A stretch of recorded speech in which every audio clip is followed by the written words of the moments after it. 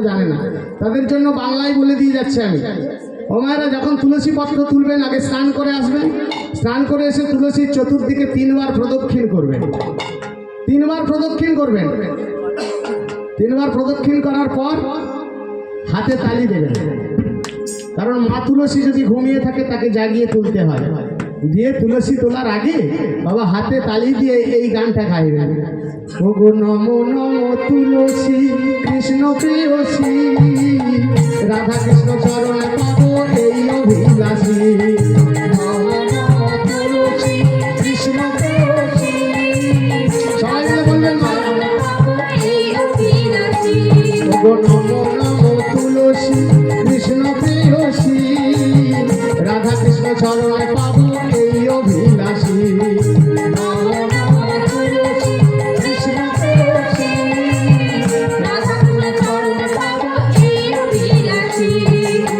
যে বাতার শরণ লয় মনোবাঞ্ছা পূর্ণ হয়, যে বাতার শরণ লয় মনোবাঞ্ছা পূর্ণ হয়, যে বাতার শরণ লয় মনোবাঞ্ছা পূর্ণ হয়, যে বাতার শরণ লয় মনোবাঞ্ছা পূর্ণ হয়।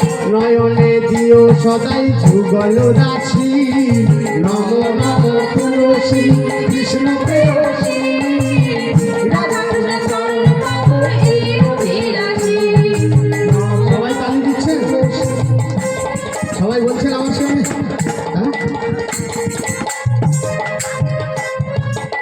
সবাই যদি বলছেন তাহলে এত আস্তে আস্তে কেন? আমি তো শুনতে পাচ্ছি না। না না, সবাই বলেন, সত্যি করে বলুন। আমি কিন্তু ধরে ফেলবো কে কে বলছেন কে কে বলছেন না। পরীক্ষা করবো একবার করে দেখবো? ঠিক আছে, আমার দিকে ভালো করে তাকান, আমার দিকে তাকান। এবার যে হরিনাম ভালোবাসেন না একবার হাত তুলুন তো দেখি। দেখুন অবস্থাটা। ঠিক আছে ঠিক আছে, কোনো ব্যাপার নাই। ঠিক আছে, মানে যারা হাত তুলেছে বাবা তারা গানের মধ্যে এতটাই ডুবে গেছে, আমি কি বলেছি সেটা কিন্তু ওদের আর খেয়াল নেই। তো যারা হাত তুলেছেন তারা ভালো, যারা না তুলেছেন আরো ভালো। নিতাই গৌর প্রেমানন্দে হরি হরি বল। তো মায়েরা, যারা হাতে তালি দিয়ে বলছেন তুলসীর বন্দনা করছেন, যারা করছেন না তাদের জন্য বলে যায়, মা তুলসীকে এই হরিবাসরে বসে কেউ যদি অপমান করেন, বাবা তুলসী কিন্তু ছেড়ে কথা বলবে না। চেনেন বাবা তুলসীকে? মা তুলসীকে অপমান করলে বাবা তুলসী ছাড়বে না। বাবা বাঙালি বাবু ইংরেজ সাহেবের বাড়িতে চাকরি করতে আর কি, কাজ করতে। তো প্রত্যেকদিন ওই বাঙালি বাবুর যেতে দেরি হয়ে যেত ইংরেজ সাহেবের ঘরেতে কাজ করতে। তো একদিন বাঙালি বাবুকে ইংরেজ সাহেব বলছে আর কি, হারে বাঙালি বাবু, তুমি রোজ রোজ দেরি করিয়া আসিতেছ, তোমার বাড়িতে এত কিসের কাজ থাকে? তো বাঙালি বাবু বলে, সাহেব দেখুন, আমার বাড়িতে তো মা তুলসী আছে, আমি প্রত্যেকদিন মা তুলসীতে জলদান করে তারপর তার সেবা দিয়ে আমি আপনার কাছে আসি। মা তুলসী, তোমার মা তুলসী কেমন একদিন আমি দেখিতে যাইব। বলে ঠিক আছে, যাবে। আমার ইংরেজ সাহেব করেছে কি, একবার একটা ঘোড়ার পিঠে চেপে খটখট খটখট খটখট খটখট খটখট করতে করতে একবারে বাঙালি বাবুর বাড়িতে চলে এসেছে।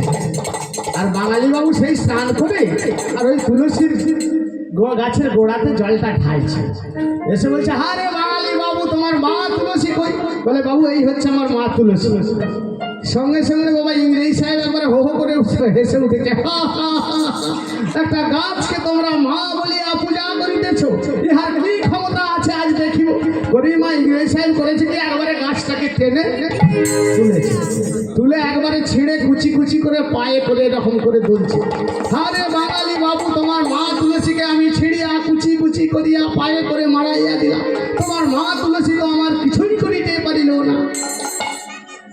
বাবা, যে তুলসী গাছের গোড়ায় প্রত্যেকদিন বাঙালি বাবু জল দেয়, সেই মা তুলসীকে কেউ যদি অপমান করে, বাঙালি বাবু রাগ হয়েছে খুব। বলে ঠিক আছে, তোমাকেও দেখাবো মজা। তখন সঙ্গে সঙ্গে বলছি, সাহেব আসলে ও তো নারী জাতি, মা তুলসী তো, মায়ের কোনোদিন কিছু রাগ হয় না, বুঝলেন? মায়ের কোনো কাজে রাগ হয় না, আপনি তাকে যত খুশি অপমান করতে পারেন। আপনি যদি এরকম কাজটা আমার বাবা তুলসীর সাথে করতেন, বাবা তুলসী কিন্তু আপনাকে ছেড়ে কথা বলতো।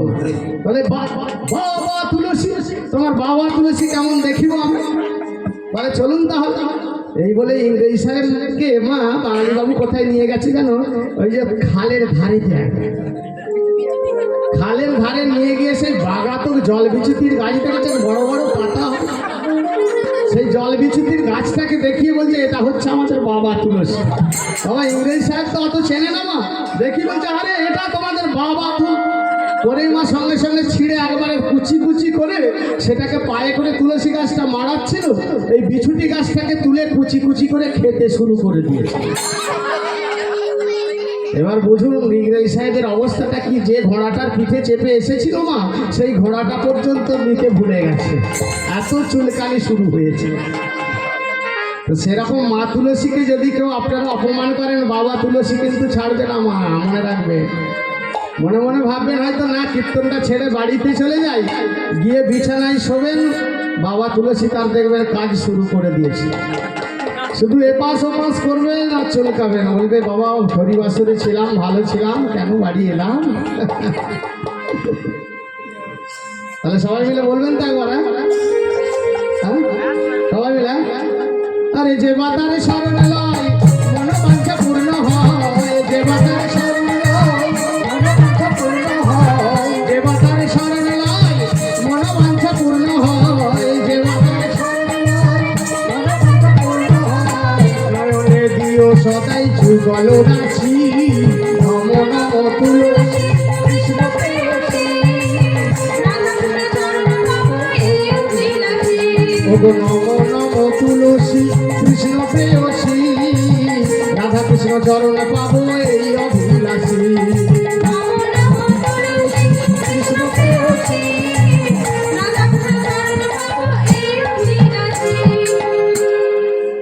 তাহলে বাবা এই যে তুলসী যাকে আমরা বৃক্ষ রূপে দেখছি, গাছ রূপে দেখছি, এ কিন্তু একটা বৃক্ষ ছিল না। এ কে ছিল জানেন?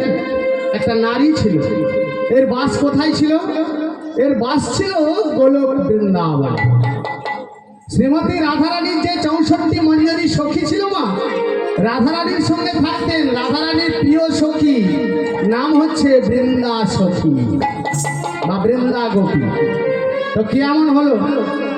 রাধারানীর বৃন্দা গোপীকে গোলক বৃন্দাবন পরিত্যাগ করে মর্তের মাটিতে এসে গাছ রূপে জন্ম নিতে হলো। তো সেদিন কি হয়েছিল দেখুন বাবা, শ্রীকৃষ্ণ ভগবান আমার গোলক বৃন্দাবনে প্রত্যেক দিন রাধারানীকে নিয়ে নিশি যাপন করে। তো বৃন্দাসকে প্রত্যেক দিন দেখতে পায় রাধারানীকে নিয়ে নিশি যাপন করছে, রাধারানীর অঙ্গে অঙ্গ দিয়ে প্রেম নিবেদন করে, রাধারানীর বদনে বদন দিয়ে অধরামৃত পান করে। বৃন্দাসকে মনে মনে চিন্তা করছে আমি যদি রাধা হতাম তাহলে একবার হলেও গোবিন্দকে জড়িয়ে ধরতে পারতাম, একবার হলেও ভগবান কৃষ্ণের আলিঙ্গন পেতাম। আমি কি একবারও গোবিন্দের দর্শন পাবো না? একবারও কি গোবিন্দের আলিঙ্গন পাবো না? বাবা মনে মনে চিন্তা করছে। আর এখানে ভাবময়ী শ্রীমতী রাধারানী ওই বৃন্দাসখীর মনের ভাবটা বুঝতে পেরে প্রধান্বিত হয়ে বললেন, বৃন্দা তোর এত বড় সাহস, তুই আমার প্রাণনাথকে, আমার বধুয়াকে তুই নিজের স্বামী রূপে পেতে চাইছিস, তার আলিঙ্গন পেতে চাইছিস। শোন বৃন্দা, আজ তুই যে অপরাধ করেছিস এর জন্য তোকে আমি গোলক বৃন্দাবনে আর রাখবো না, তোকে অভিশাপ দিয়ে পাঠিয়ে দেবো মর্তের মাটিতে। চলে যা মর্তের মাটিতে, তুই মানবী রূপে জন্মগ্রহণ কর। রাধারানীর অভিশাপ। বৃন্দাসখী কাঁদতে কাঁদতে গোবিন্দ চরণে লুটিয়ে পড়ল। হে গোবিন্দ, হে দয়াময়, আজ আমি রাধারানীর অভিশাপ মাথায় নিয়ে মর্তের মাটিতে চলে যাচ্ছি। আমাকে মানবী হয়ে জন্ম নিতে হবে। আমি কি কোনোদিন তোমার আলিঙ্গন পাবো না? কোনোদিন কি তোমাকে নিজের মতো করে আপন করে পাবো না? গোবিন্দ বলল, বৃন্দা দুঃখ করো না, রাধারানী যখন অভিশাপ দিয়েছে সে অভিশাপ তোমার ফলবে। তুমি যাও মর্তের মাটিতে, আমি তোমাকে কথা দিলাম ওই মর্তের মাটিতে একটা দিনের জন্য হলেও, একটা বারের জন্য হলেও তুমি আমার আলিঙ্গন পাবে। তুমি তুলসী রূপে জন্মগ্রহণ করবে, আমি তোমার সতীত্ব হরণ করতে যাব। বাবা সেই গোলক বৃন্দাবনের বৃন্দা সখী চলে এলো মর্তের মাটিতে মানবী রূপে। কোথায় এলো? কোন এমন ভাগ্যবান বাবা মা যারা তুলসীকে নিজের বৃন্দা সখীকে নিজের মেয়ের মতো করে পেল? কে সে কে জানেন? বাবা পদাবলীতে পদকর্তা মহাজন রচনা করছে। আরে পুরা কালে ছিল রাজা ধর্মধ্বজ নাম, ধর্মে কর্মে মতি ছিল অতি গুণবান। ছিল রাজা ধর্মধ্বজ নাম, ধর্মে কর্মে মতি ছিল অতি গুণবান। পুরা কালে ছিল রাজা ধর্মধ্বজ নাম, ধর্মে কর্মে মতি ছিল অতি গুণবান। ছিল রাজা ধর্মধ্বজ নাম, ধর্মে কর্মে মতি ছিল অতি গুণবান। বাবা শ্রাবণীয়া ব্রাহ্মণ বংশে একজন রাজা জন্মগ্রহণ করেছিলেন, যে রাজাটার নাম হচ্ছে মহারাজ ধর্মধ্বজ। ওই ধর্মধ্বজ যার স্ত্রী ছিল, বাবা যার স্ত্রীর নাম কি ছিল জানেন? মাধবী নামে পত্নী অতি ভক্তিমতী, স্বামী স্ত্রী দোহে মিলে করেন ভগবতী।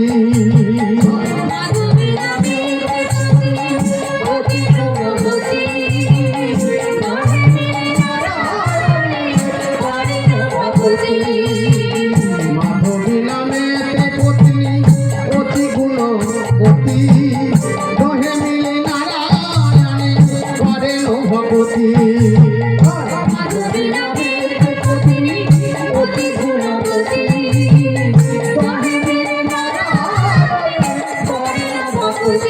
তারা সদাই করে হরির ভজন, সদাই করে হরির ভজন। হরি ছিল শ্রী নারায়ণ, সদাই করে হরির ভজন।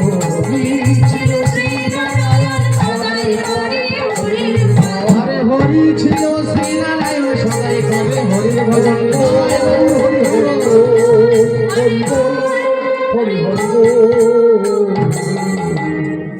বাবা পুরাকালে, এটা ব্রহ্মবৈত্য পুরাণ থেকে নেওয়া হয়েছে, সত্যযুগের ঘটনা। পুরাকালে ওই শ্রাবণীয়া ব্রাহ্মণ বংশে একজন রাজা জন্মগ্রহণ করেছিল, যে রাজার নাম হচ্ছে মহারাজ ধর্মধ্বজ। আর ওই ধর্মধ্বজের স্ত্রীর নাম ছিল মা মাধবী। যেমন স্বামী তেমন স্ত্রী। বাবা সারাদিন নানান কাজের মধ্যে ব্যস্ত থাকতো, রাজা মানুষ তো সারাদিন রাজকার্য পরিচালনা করতো। আর যখনই সময় পেত কি করতে জানেন? স্বামী স্ত্রীতে দুটি বাহু তুলে বলতো কৃষ্ণ কৃষ্ণ কৃষ্ণ। প্রত্যেকদিন বাবা দুটি বাহু তুলে স্বামী স্ত্রীতে গিয়ে, বাড়িতে ছিল নারায়ণের শ্রী বিগ্রহ, সেই বিগ্রহের চরণতলে বসে স্বামী স্ত্রীতে দুজনে বাবা দুটি বাহু তুলে গাইতেন। আমরাও গাইব। হরি হরয়ে নম কৃষ্ণ যাদবায় নম, হরি হরয়ে নম কৃষ্ণ যাদবায় নম, যাদবায় মাধবায় কেশবায় নম, আরে গোপাল গোবিন্দ নামে শ্রী মধুসূদন, আরে গিরিধারী গোপীনাথ মদন মোহন। হরে কৃষ্ণ কৃষ্ণ কৃষ্ণ কৃষ্ণ হরে হরে, হরে রাম হরে রাম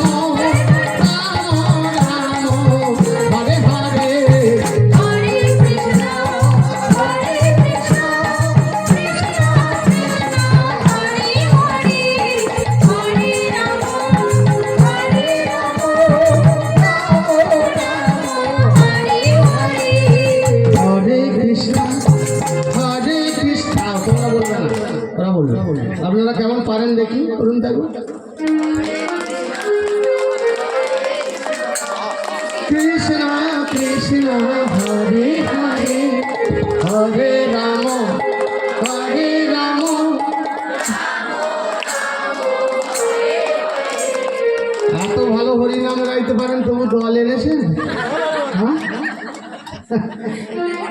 এমন জানলে তো তাহলে আর আমি আমার দলের লোকগুলোকে নিয়ে আসতাম না, আপনাদেরকে নিয়ে লেগে পড়তাম। হ্যাঁ, তাহলে যেটুকু কন্ট্যাক্ট ছিল সব আমার রয়ে যেত, এদেরকে আর পয়সা দিতে হতো না। তাহলে সবাই মিলে বলুন হরে কৃষ্ণ হরে কৃষ্ণ কৃষ্ণ কৃষ্ণ হরে হরে হরে রাম হরে রাম রাম রাম হরে হরে হরে কৃষ্ণ কৃষ্ণ কৃষ্ণ হরে হরে হরে রাম হরে রাম बोलिए गौरांग महाप्रभु की नित्यानंद महाप्रभु की अद्वैत आचार्य की तुलसी देवी की কোনো খরচা হয়েছে কি?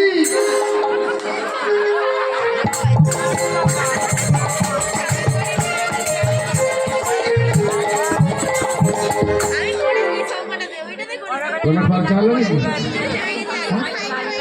বলে খরচা তো যার হওয়ার তার হয়ে গেছে, যার হওয়ার তার হচ্ছে। তাহলে বাবা কলিযুগে কোনো খরচা নাই, কোনো কষ্ট নাই, শুধু বসে বসে হাতে তালি দিয়ে হরি নাম, এটাই হচ্ছে একমাত্র মুক্তির উপায়। তো দেখুন আজকে মাধবী আর রাজা ধর্মধ্বজ দুজনে বাবা প্রত্যেক দিন ওই রাজা মাধবী আর ধর্মধ্বজের সংসারটা সুখে ভরে গিয়েছিল। কিন্তু মায়েরা একটা কথা মনে রাখবেন, একটা কথা খেয়াল রাখবেন, সংসারে টাকা পয়সা থাকলেই যে সুখ আসবে এমন তো কোনো আস্তে আস্তে আস্তে আস্তে বাবা এই বাবা আস্তে আস্তে সংসারে টাকা পয়সা থাকলেই যে মা সুখ আসবে এমন তো কোনো কথা নয়। এমন অনেক লোক আছে দেখবেন, দেখবেন অনেক লোক আছে বাবা, টাকা পয়সা আছে, ধন সম্পত্তি আছে, অর্থ সম্পদ আছে, কিন্তু আজকে যারা আপনারা কীর্তন শ্রবণ করতে এসেছে, আমরা যারা কীর্তনটা পরিবেশন করতে এসেছি মা, কেউ আমরা বুকে হাত দিয়ে বলতে পারবো আমরা কেউ চিরসুখী? আপনারা কেউ বলতে পারবেন চিরসুখী? কেউ বলতে পারবে না। তাহলে মানুষের বাহ্যিক দিকটা দেখে বিচার করে দেবেন না। অনেক মানুষ আছে দেখবেন সে চুপ করে এক কোণে হয়তো বসে আছে, তার বাইরের দিকটা বিবেচনা করবেন না। তো দেখুন রাজা ধর্মধ্বজ আর তুলসী তাদের সব ছিল, টাকা পয়সা, ধন সম্পত্তি, গাড়ি বাড়ি, কোনো কিছুর অভাব ছিল না। কিন্তু কি ছিল না জানেন? ওই রাজা ধর্মধ্বজ আর তুলসীর কোনো সন্তান ছিল না। প্রত্যেকদিন নারায়ণের কাছে গিয়ে তুলসী, নারায়ণের কাছে গিয়ে মাধবী প্রত্যেকদিন কাঁদত, দয়াময় তুমি আমাকে না চাইতে এত কিছু দিয়েছো, একটা সন্তান তুমি আমায় দিলে না প্রভু, আমি মা হতে পারলাম না, আমার কিচ্ছু চাই না, শুধুমাত্র একটা সন্তান তুমি আমাকে দাও। প্রত্যেকদিন গোবিন্দ চরণে গিয়ে, নারায়ণের চরণে গিয়ে মাথা ঠুকে ঠুকে প্রার্থনা করতো, ঠাকুর একটা সন্তানই শুধু আমাকে তুমি দাও, ডাক্তার মাস্টার উকিল ব্যারিস্টার মুক্তার সুক্তার চাই না, এমন একটা সন্তান আমাকে তুমি দিও আমার অবর্তমানে যেন কৃষ্ণ সেবাটা ভালো করে করতে পারে। মায়েরা প্রত্যেককে আপনারা ভগবানের কাছে সন্তান চেয়েছেন, কেউ বলেছেন একটা ডাক্তার দাও, কেউ বলেছেন একটা মাস্টার দাও, কেউ বলেছেন একটা উকিল দাও, কেউ একটা ব্যারিস্টার দাও, কিন্তু কোনোদিন ভগবানের কাছে গিয়ে বলেছেন ঠাকুর এমন একটা সন্তান দাও যে আমার অবর্তমানে যেন কৃষ্ণ সেবাটা ভালো করে করতে পারে, আমাকে একটা কৃষ্ণ ভক্ত সন্তান দাও। আমরা বলি না ভগবানের কাছে, তাই ভগবান আমাদের দেয় না। একটা কথা মনে রাখবে মায়েরা, একটা কৃষ্ণ ভক্ত সন্তান যদি কোনো বংশে জন্মগ্রহণ করে তার 14 পুরুষ উদ্ধার হয়ে যায়। প্রত্যেকদিন গোবিন্দ চরণে একটাই প্রার্থনা, আবার সংসারী মায়েদের কিছু কর্তব্য থাকে, সংসারে কিছু দায়িত্ব থাকে মা, সংসারী মায়েদের কিছু কর্তব্য দায়িত্ব থাকে। কি দায়িত্ব জানেন? সংসারী মায়েরা প্রত্যেকদিন বাবা ভোরবেলা সূর্য ওঠার আগে ঘুম থেকে উঠে, এবার কারো সূর্য যদি বাবা 8টায় ওঠে সেটা তো আর সূর্যদেবের দোষ নেই না। সংসারী মায়েদের প্রথম কর্তব্য হচ্ছে ঘুম থেকে ভোরবেলা সূর্য ওঠার আগে ঘুম থেকে উঠবে। দ্বিতীয় কর্তব্য কি? সংসারী মায়েরা প্রত্যেকদিন সকালবেলায় স্নান করবে। শাস্ত্রে 4 রকম স্নানের কথা বলছে। বলছে ভোর 3টে থেকে 6টার মধ্যে যারা স্নান করে তারা হচ্ছে দেবতা, দেবতারা স্নান করে ভোর 3টে থেকে 6টার মধ্যে। 6টা থেকে 9টার মধ্যে যারা স্নান করে তারা হচ্ছে সাধু গুরু বৈষ্ণব, ব্রাহ্মণ বৈষ্ণব সাধু গুরু মুনি ঋষি যোগী, তারা দেখবেন 6টা থেকে 9টার মধ্যে স্নান করে। 9টা থেকে 12টার মধ্যে যারা স্নান করে তারা হচ্ছে সাধারণ মানুষ। আর 12টার পর থেকে 12টা থেকে 3টে পর্যন্ত যারা স্নান করে তারা হচ্ছে পশু। এবারে আপনারা সব ঠিকঠাক করবেন, কে কখন স্নান টান করবে না। ওইদিকে তো আবার হাত বাড়ানো যাবে না, আমি বলার লোক বলে দিলাম। এটা হচ্ছে সংসারী মায়ের দ্বিতীয় কর্তব্য, প্রত্যেকদিন সকালে উঠে স্নান করবে। তৃতীয় কর্তব্য কি? 3 নম্বর কর্তব্য হচ্ছে প্রত্যেকদিন সংসারী মা নারায়ণকে ভোগ নিবেদন করে প্রসাদ পায়। প্রত্যেকটা নিয়ম মেনে চলতো মাধব, প্রত্যেকটা নিয়ম মেনে চলতো। আর গোবিন্দের কাছে করুণ প্রার্থনা করতে, একটা কৃষ্ণ ভক্ত সন্তান তুমি আমার দাও। একদিন বাবা ভোগের থালাটা নিয়ে গেছে দুপুরবেলা কৃষ্ণের চরণে, গোবিন্দ চরণে দিয়ে বলছে, প্রভু আমি অভাগিনী, আমি কাঙালিনী, আমি অনাথিনী, পুরীধামে 56 ব্যঞ্জন দিয়ে তোমার প্রত্যেকদিন ভোগ নিবেদন হয়, আমার তো দেওয়ার মতো কিছু নেই, এই সামান্য 56 তোমার জন্য এনেছি, তুমি গ্রহণ করো, গ্রহণ করে আমাকে কৃতার্থ করো। আর তোমার চরণে একটাই প্রার্থনা, সেদিনও যা চেয়েছি আজও তাই চাইছি প্রভু, ও গো একটি সন্তান দাও হে প্রভু, তোমার সেবার করে। সন্তান দাও হে প্রভু, তোমার সেবার করে। সন্তান দাও হে প্রভু, তোমার সেবার করে।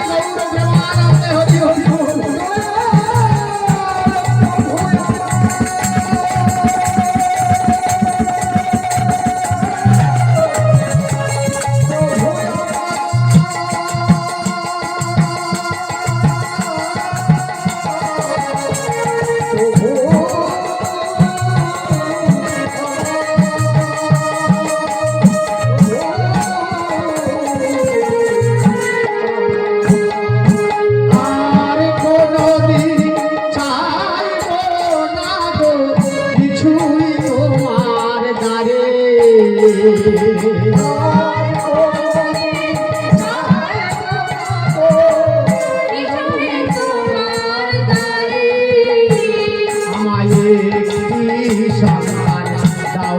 প্রভু তোমার সেবার করে।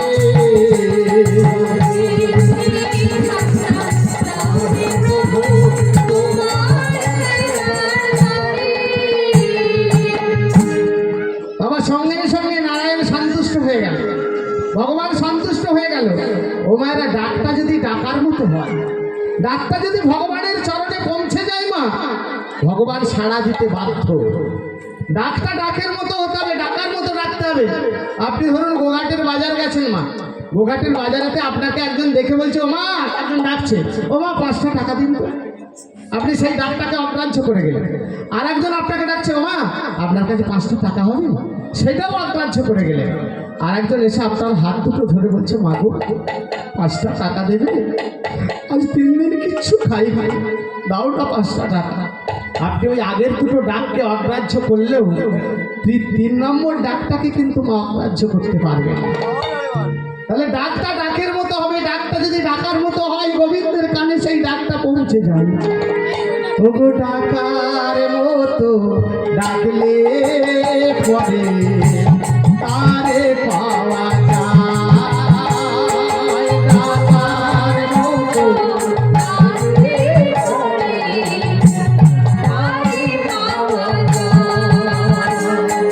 ডাকার মতো ডাকলে পরে তারে পাওয়া যায়, ডাকার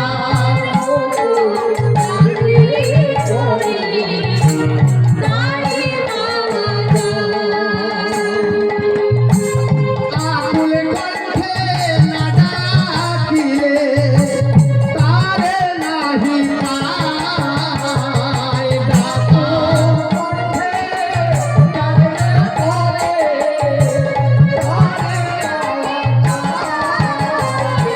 ডাকার মতো ডাকলে পরে তারে পাওয়া যায়, ডাকার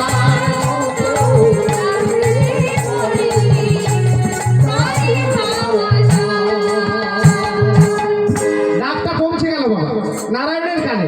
সঙ্গে সঙ্গে শ্রীহরি নারায়ণ দৈববাণী করে বললেন, মাধবী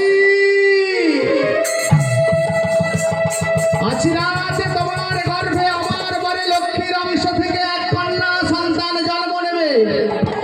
আমি তোমাকে বর দিলাম, আর সেই কন্যা সন্তান জগতের মাঝে কৃষ্ণ নাম প্রচার করবে। প্রভু তাই যেন হয়। নারায়ণের এমনই কৃপা, মা মাধবী হয়ে গেল গর্ভবতী। 1 মাস 2 মাস 3 মাস 4 মাস 5 মাস 6 মাস 7 মাস 8 মাস 9 মাস 10 মাস 10 মাস 10 দিন পূর্ণ হয়ে গেল, মাধবী সন্তান প্রসব করল না। 10 মাস ফুরিয়ে 11 মাস, 11 মাস ফুরিয়ে 12 মাস, বাবা 20 30 50 করে করে কতদিন গর্ভবতী ছিল জানেন? কতদিন পরে সন্তান প্রসব করলো? আরে সব দেখো বড় সপরে আইলা মাধবী ঘরে, সব দেখো বড় সপরে আইলা মাধবী ঘরে, আনন্দেতে হইল মগন, তারা আনন্দেতে হইল মগন,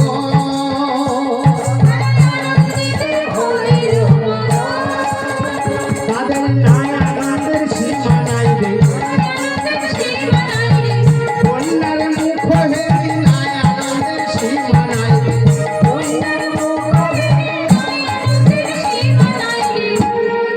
বাবা 100 বছর গর্ভটা ধারণ করেছিল, একদিন একদিন নয়।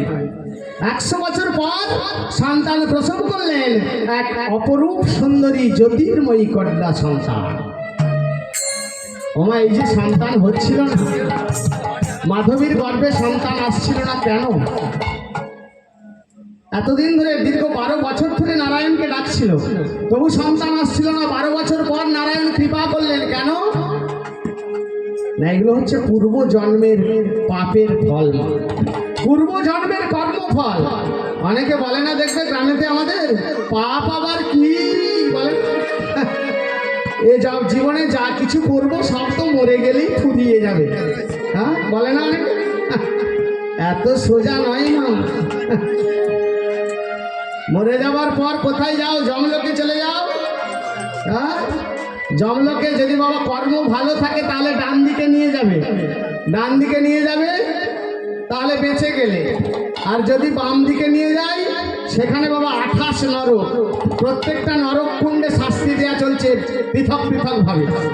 কোথাও দেখবেন গরম তেলের কড়াই ছাকা হচ্ছে মা, কোথাও করাত দিয়ে কাটা হচ্ছে, কোথাও খেজুর গাছে চুলের মুঠিটা ধরে টেনে টেনে নিয়ে যাওয়া হচ্ছে, বিভিন্ন ডিজাইনে শাস্তি দেওয়া চলছে।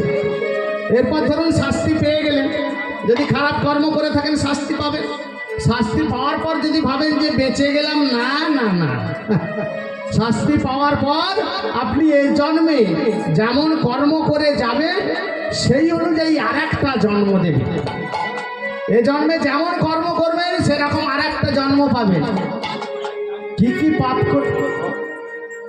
পাপ করলে কি কি জন্ম হয় বলবো? 2 4টে যদি বলেন বলবো, দেরি হয়ে যাচ্ছে কিন্তু বলবো, বেশি বলবো না, দুটো চারটি বলি। হ্যাঁ, আপনাদের জন্য দু চারটি একদম মুখস্থ করেছি।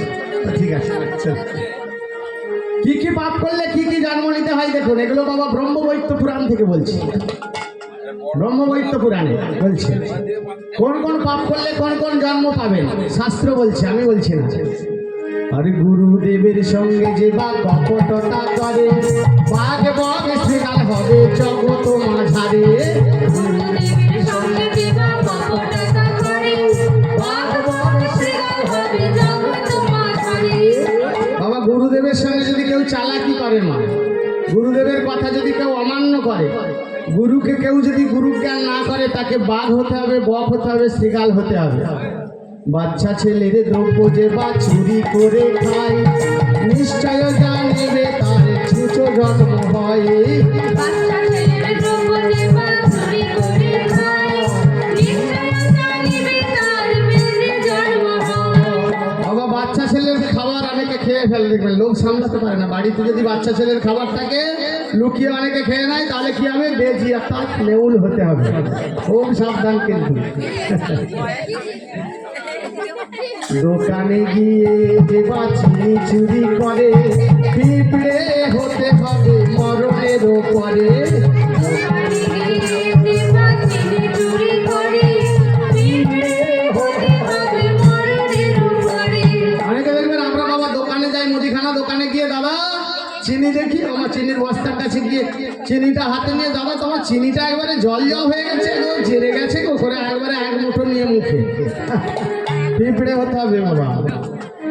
পরের পুকুরে যে বা মাছ চুরি করে, এখানে হয় নাকি এরকম? হ্যাঁ? হয়। আমি তো ভাবলাম আমার বিজল কোনাতেই হয় না, এখানেও হয় তাহলে। পরের পুকুরে যে বা মাছ চুরি করে, বেড়ালে হতে হবে মরণের পরে। পরের পুকুরে যে বা মাছ চুরি করে, বেড়াল হতে হবে মরণের উপরে। খুব সাবধান, পরের পুকুর থেকে মাছ তুলে তুলে খাবে, আর বেড়াল হতে হবে বাবা পরের জন্মে। বইয়ের সঙ্গে আর যুবা ঝগড়া করে, বলবো হ্যাঁ? বইয়ের পিছনে ফুটুর ফুটুর করে, কোনো ব্যাং হতে হবে জগত মাঝারে। বইয়ের পেছনে যে বা ফুটুর ফুটুর করে, কোনো ব্যাং হতে হবে জগত মাঝারে। মায়েদের হাসিটা দেখে নেবে শুধু। এবার যখন ওদেরটা বলবো তখন যে কি হবে সেটা জানি না, বলবো আরেকটা। হ্যাঁ? শ্বশুর শাশুড়ির সাথে চিপা ঝগড়া করে, ঠিক আছে বলবো। এখন তো কেউ কাছে আসতে পারবে না, যে কেউ কিছু করতে পারবে না, যা হবে কীর্তনের শেষে দেখা যাবে। শ্বশুর শাশুড়ির সাথে জিবা ঝগড়া করে, শালিক পাখি হতে হবে মরণের পরে। শাশুড়ির সাথে যে বা ঝগড়া করে, শালিক পাখি হতে হবে মরণের উপরে। খুব সাবধান কিন্তু। আরে শোনো রে ভাই, শোনো শোনো, পাপের তত্ত্ব শোনো ভাই। 100 পাপে পূর্ণ হলে সে যে পঙ্গু হয়ে যায়। 100 পাপ পূর্ণ হলে পঙ্গু হয়ে যাবে বাবা। মনুসংহিতা থেকে বলছি, ব্রহ্মবৈত্য পুরাণের পর মনুসংহিতা এলাম। মনুসংহিতার শ্লোকে বলছে, শত পাপে পদং নাস্তি সাহস ছোট সহস্রেণ বাকবর্ধতে অজিতে বধিরশ্চৈব লক্ষং চ পৃষ্ঠমে বচ দ্বিকটি অপুত্রাণাং ত্রিকটি চক্ষু ঘাতকা চতুর্থে নরক জায়ন্তি পঞ্চমে বজ্রপাত। শত পাপে পদং নাস্তি, কলির জীব কেউ যদি 100 পাপ করে, 100 পাপ করে, তার দেখবেন একটা পাপ ফোড়া হবে না, একটা সাইড পড়ে যাবে, ফোড়া হবে, চলতে পারবে না। সহস্র বাকবার থাকে, 1000 পাপ করলে কি হবে, বোবা হবে, মুখে কথা বলতে পারবে না। অযুতে বধিরস্যই, অর্থাৎ 10,000 পাপ করলে কালা হবে, কানে শুনতে পাবে না। 2 কোটি অপুত্রাণাং, 2 কোটি পাপ যদি কেউ করে, তার কোনো সন্তান হবে না। আর মাধবীর সেটাই হয়েছে, ভগবানের কৃপাতে সন্তান পেল। ত্রিকোটি চক্ষু ঘাতকা। 3 কোটি পাপ করলে কি হবে না জন্ম অন্ধ, চোখে দেখতে পাবে না। চতুর্থে নরক জায়ন্তি, 4 কোটি পাপ করলে কি হবে নরক যন্ত্রণা ভোগ করতে হবে না। আর পঞ্চমে বজ্রপাত, 5 কোটি পাপ করলে মাথায় বাজ পড়ে মরে যাবে। তাহলে এইসব পাপ ক্ষয় হবে কিসে? এত পাপ ক্ষয় হবে কিসে? কলির মানুষ তো অহরহ পাপ করবে। এত পাপ ক্ষয় হবে কিসে? তার উপায় করলেন কি না গৌর হরি। আমার গৌর হরি বললো, ওরে তোরা যে যাই পাপ করিস শুধু একবার বল, বলো নাই আমারে ভুলিতে তাহারে মধুমাখা হরি নাম। বলো না আমারে ভুলিতে তাহারে মধুমাখা হরি নাম। বলো নাই আমারে ভুলিতে তাহারে মধুমাখা হরি নাম।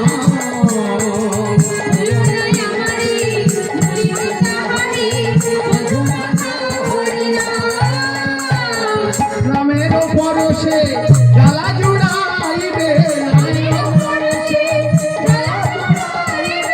নামের পরশে জ্বালা জুড়াইবে, সুশীতল হবে না। বলো নাই আমারে হরি হরি বল। যাও দিয়ে এসো।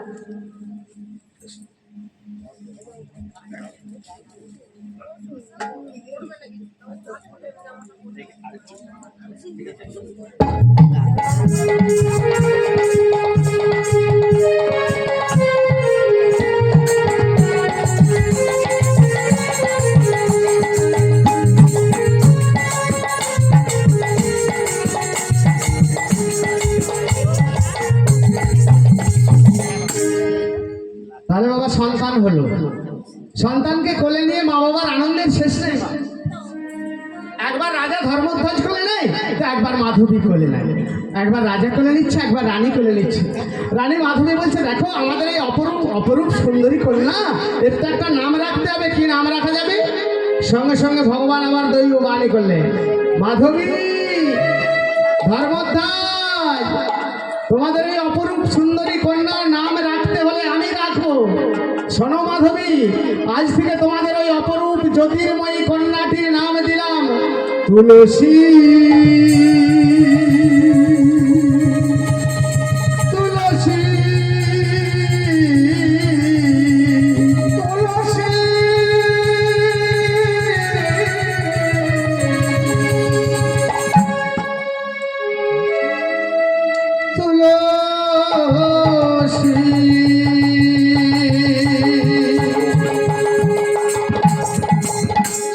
আজ থেকে তোমার ওই কন্যার নাম রাখলাম তুলসী। শোনো মাধবী, তোমার ওই অপরূপ সুন্দরী কন্যা জগতের মাঝে আমার লীলা প্রকাশ করবে। তোমার ওই কন্যা সন্তানটা একদিন আমার হরিনাম প্রচার করার জন্য বাড়ি ছেড়ে, তোমাদের ছেড়ে, রাজ্য ছেড়ে চিরদিনের মতো চলে যাবে। বাবা সেই দিন থেকে রানী মাধবী আর রাজা ধর্মধ্বজ তুলসীকে নিজের ছেলে, নিজের মেয়ে তো বাবা অতি যত্নে মানুষ করে চলেছে। দেখতে দেখতে তুলসী বাবা মায়ের আদর, যত্ন, স্নেহ, ভালোবাসায় ধীরে ধীরে ধীরে ধীরে যখন বড় হচ্ছে, যখন বয়স হলো 5 বছর, হাতটা ধরে নিয়ে চলে গেল রানী মাধবী, অর্থাৎ মা হাতটা ধরে নিয়ে গেল কোথায়? নারায়ণের মন্দিরে। নারায়ণের মন্দিরে নিয়ে চলে গেল। প্রত্যেক দিন বাবা মা মাধবী আর রাজা ধর্মধ্বজ, পিতা ধর্মধ্বজ প্রত্যেক দিন নারায়ণ সেবা দেয়, হরি গুণ কীর্তন করে। মাধবী বসে বসে শোনে। দেখতে দেখতে যখন মাধবীর বয়স হলো মা ঠিক 8 বছর, সেদিন থেকে মহারাজ ধর্মধ্বজ মাধবীকে কাজ দিলেন, মাধবী এবার আমাদের তুলসীকে নারায়ণ সেবার ভার দাও। মাধবী তুলসীকে বলল, তুলসী আজ থেকে তুই নারায়ণের মন্দির মার্জনা করবি, আজ থেকে তুই নারায়ণের পূজার আয়োজন করবি, আজ থেকে তুই নারায়ণের জন্য ফুল তুলে মালা গেঁথে নারায়ণের গলায় পরিয়ে দিবি। বাবা সেই দিন থেকে তুলসী কাজ পেল। বাবা প্রত্যেক দিন কি করে জানেন? প্রত্যেক দিন সকালবেলা উঠে ওই নারায়ণের মন্দিরটাকে মার্জনা করে, নারায়ণের সেবার বাসনপত্র পরিষ্কার করে, নারায়ণের জন্য ফুল তোলে, মালা গাঁথে নারায়ণের গলায় পরিয়ে দেয়। এইভাবে দেখতে দেখতে দেখতে দেখতে মাধবী বড় হচ্ছে না। যখন বয়স হলো ঠিক পূর্ণ 16 বৎসর, একদিন তুলসী সকালবেলায় উঠে নারায়ণের মন্দিরটাকে মার্জনা করি, নারায়ণের জন্য ফুল তুলে মালা গেঁথে নারায়ণের গলায় পরাতে গিয়ে তুলসীর হাতটা থর থর থর থর থর থর থর থর থর করে কেঁপে গেল। কেঁপে উঠলো তুলসীর হাতটা মালাটা দিতে গিয়ে। আমি কি করছি? আমি তো সেই শিশুকাল থেকে নারায়ণের গলায় মালা পরিয়ে এসেছি। আমি তো ছোটবেলা থেকে প্রত্যেকদিন নারায়ণের গলায় ফুল তুলে মালা গেঁথে পরিয়ে দিই। কিন্তু আমি তো এতদিন ছোট ছিলাম, আজ জানতে পেরেছি হিন্দু শাস্ত্রের মেয়েরা একজনের গলাতে মালা পরাতে পারে যে হয় তার স্বামী। আমি তো প্রত্যেকদিন নারায়ণের গলায় মালা পরিয়ে দিয়েছি নিজের হাতে। তাহলে কি নারায়ণ আমার স্বামী? তাহলে নারায়ণ কি আমার পতি? এই হাতে আমি তার কোনোদিন অন্য কোনো পুরুষের গলায় মালা পরাতে পারবো না। হিন্দু নারীরা একজনের গলাতে মালা পরাতে পারে যে হয় তার স্বামী। দয়াময়, তাই যদি হয় প্রভু, তাই যদি হয়ে থাকে, আজ থেকে আমি তোমার চরণ ছুঁয়ে প্রতিজ্ঞা করলাম, আজ থেকে তুমি আমার ইহকাল, আজ থেকে তুমি আমার পরকাল, আজ থেকে তুমি আমার চাওয়া পাওয়া, আজ থেকে তুমি আমার দেওয়া নেওয়া, আজ থেকে তুমি আমার সুখ শান্তি, আজ থেকে তুমি আমার জীবন যৌবন সব কিছু আমি তোমার চরণে সমর্পণ করলাম। এই ফুলের মালা আমি তোমার গলায় পরিয়ে দিয়ে তোমাকে আমি স্বামী রূপে বরণ করলাম। শুধু কৃপা করে একটি বারে দেখা দাও। ওগো নারায়ণ শ্রী মধুসূদন,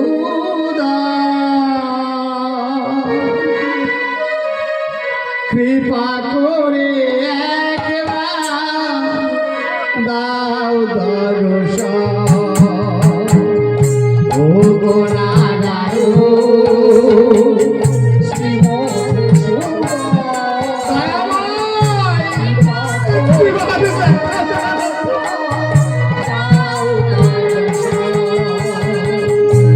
ওগো নারায়ণ শ্রী মধুসূদন,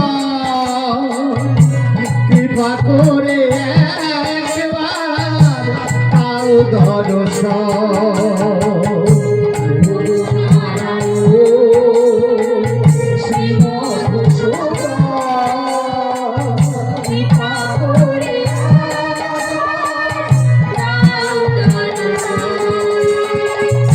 জীবনে প্রথম আমি চাই যে তোমার কৃপা, কৃপা করো গো প্রভু শ্রী নারায়ণ। জীবনে প্রথম আমি চাই যে তোমার কৃপা, কৃপা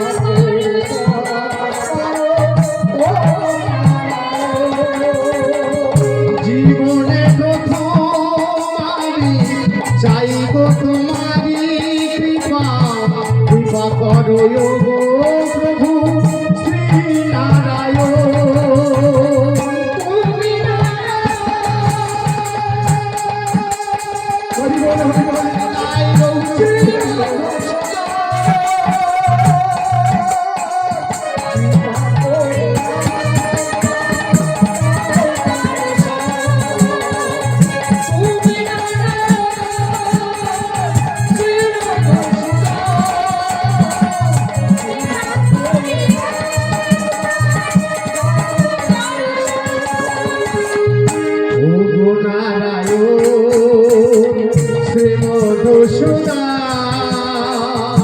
কৃপা করে একবার দাও দর্শন।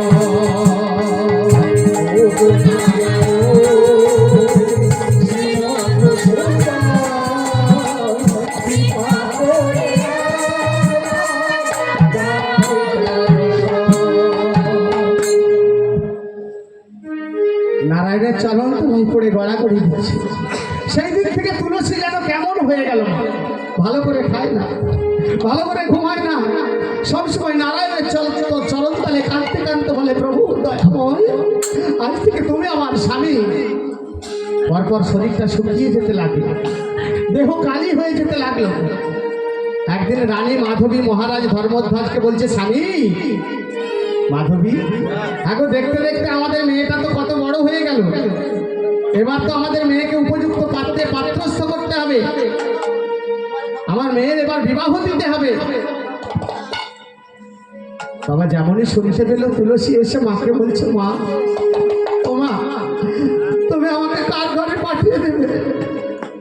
মাধবী বলছে, ওরে হিন্দু বাড়ির মেয়েরা সারা জীবন বাড়িতে থাকতে পারে না, তোকে বিয়ে করে চলে যেতে হবে তোর স্বামীর বাড়িতে। বাবা আমি যে একজন স্বামীকে বরণ করেছি, আমি এই একজনকে স্বামী রূপে লাভ করেছি মা, আমি তো অন্য কোনো পুরুষকে বিবাহ করতে পারবো না, অন্য কোনো পুরুষের গলায় মালা দিতে পারবো না। মাধবী মাধবী বলছে, তুলসী তুই একজনকে স্বামী রূপে বরণ করেছিস, কাকে? তুমি জানো মা, আমি কাকে স্বামী রূপে বরণ করেছি? আমি প্রত্যেক দিন সকালবেলায় উঠে ফুল তুলে মালা গেঁথে যার গলায় নিজের হাতে পরিয়ে দিই, সেই স্বয়ং শ্রী নারায়ণকে যে আমি স্বামী রূপে লাভ করেছি মা। ওরে ও যে পাষাণ দেবতা, জানি না, জানি জানি, আমি জানি ওই পাষাণের গলাতেই তো আমি মালা দিয়েছি বলা, ওই পাষাণ দেবতাকে তো আমি স্বামী রূপে লাভ করেছি। তোমরা আমার পিতা মাতা গুরুজন, তোমরা আমাকে যা কিছু বলবে আমি সব শুনবো, শুধু আমাকে একটা কথা বলো না কোনোদিন, শুধু বলি না আমাকে ভুলে যেতে বলো না, আমার নারায়ণকে ভুলে যেতে বলো না, বলো না আমারে ভুলিতে তাহারে মধুমাখা ভুলি না।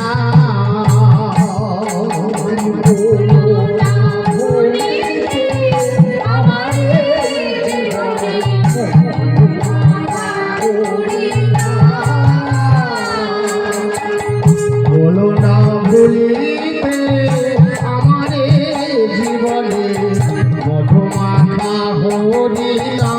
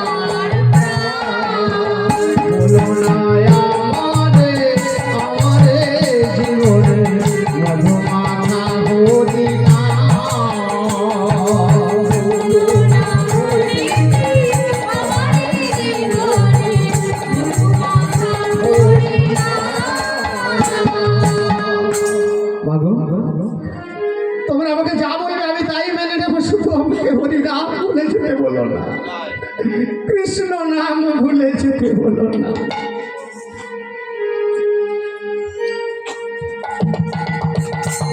বাবা মাধবী মনে মনে চিন্তা করলো, আমি যদি ঘরে বসে থাকি তাহলে আমি নারায়ণকে কোনোদিন স্বামী রূপে লাভ করতে পারবো না, কোনোদিন গোবিন্দকে স্বামী রূপে পতি রূপে লাভ করতে পারবো না, তাই আমাকে চলে যেতে হবে সাধনা করতে। মাগো রাজা ধর্মধ্বজকে বললো, বাবা আর আমি গৃহেতে থাকবো না, আমি কি করবো জানো? আমি এই রাজ পোশাক, এই রাজ পরিধান খুলে দিয়ে আমি গেরুয়া বসন অঙ্গিতে পড়বো। বাবা সেই দিন থেকে তুলসী করলো কি, ওই রাজ পোশাক পরিবর্তন করে অঙ্গেতে পড়লো গেরুয়া বসন, রাজ অলঙ্কার খুলে দিয়ে বাবা কর্ণে পড়লো শঙ্খের কুণ্ডল, করে চলে গেল সাধনা করতে। রাজা ধর্মধ্বজ মাধবীকে বলছে, মাধবী তুমি তুলসীকে বাধা দিও না, কত পুণ্যের ফলে আমরা একটা কৃষ্ণ ভক্ত সন্তান পেয়েছি, আমাদের সন্তান কৃষ্ণ ভক্ত এটা জগতের মাঝে প্রচার হবে। বাবা সেই দিন থেকে কোথায় চলে গেল জানেন? তপস্যা করার জন্য, সাধনা করার জন্য। ওই বাড়ি ঘর পরিত্যাগ করে দিয়ে, রাজ পোশাক পরিবর্তন করে দিয়ে বাবা নিজে সন্ন্যাসিনী সেজে চলে গেল সাধনা করতে হিমালয়ের পাদদেশ বর্তিকা আশ্রম।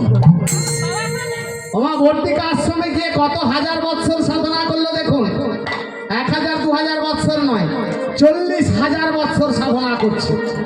10 বৎসর কাটিয়ে দিল বাবা না খেয়ে, 10 বছর কাটিয়ে দিল না ঘুমিয়ে, 10 বছর কাটিয়ে দিল বায়ু ভক্ষণ করে, আর 10 বছর ঠিক এইভাবে এক পায়ে দাঁড়িয়ে মাথার উপর বাহু দুটো তুলে ডাকতে লাগলো। গুরুকরণ করলো কাকে? গুরু না ধরলে তো গোবিন্দ মেলে না। তাই বাবা গুরু জ্ঞান করলো কাকে জানেন? স্বয়ং ব্রহ্মাকে। ব্রহ্মার সাধনায় রত হলেন। ওম নমো ব্রহ্মদেবায়, ওম নমো ব্রহ্মদেবায়, ওম নমো ব্রহ্মদেবায়, ওম নমো ব্রহ্মদেবায়, ওম নমো ব্রহ্মদেবায়।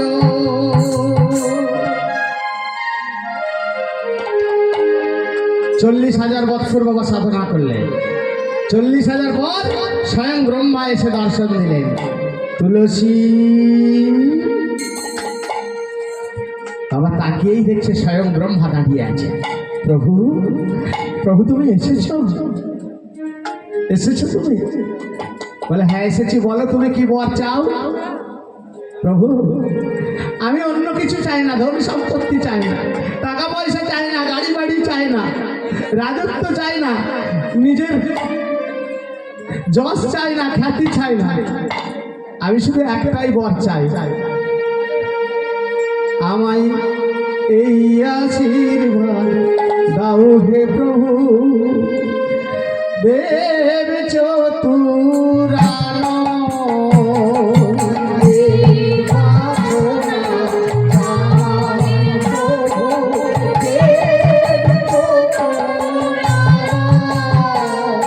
আমার এই আশীর্বাদ দাও হে প্রভু।